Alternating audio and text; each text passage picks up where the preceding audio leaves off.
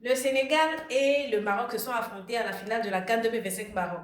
À la fin de ce match, il y a eu tellement de foufou, tellement de choses.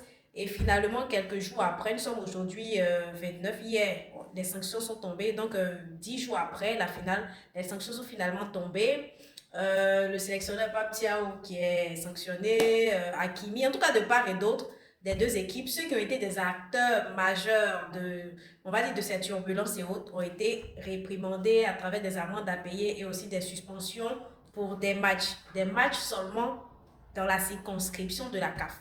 Donc, ils sont actuellement clean, exemptés de tout ce qui est, on va dire, à l'international. Donc, ça sera les matchs sur le continent, peut-être les matchs amicaux, ou bien, en tout cas, ça sera sur le continent africain.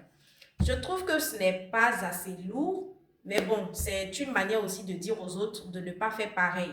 Donc, le football, c'est un sport de, on dit quoi, de fair play, d'union, de rassemblement et autres. Donc, ce genre de comportements ne doivent pas avoir lieu et ça, on le décrit. Entre-temps, les sanctions sont tombées, donc chacun va s'acquitter de ce de quoi il doit s'acquitter. Et puis bon, le football africain reprend de plus belle. Donc déjà, toutes ces personnes sanctionnées, acquittez-vous et puis bon, le football continue, c'est un peu ça. Donc, félicitations encore au Sénégal pour sa victoire, vu que la requête lancée par la Fédération royale marocaine de football a été contrée, n'a pas été acceptée par la CAF. Donc, le Sénégal est encore champion. Félicitations à vous. Moi-même, je savais qu'ils n'allaient pas accepter.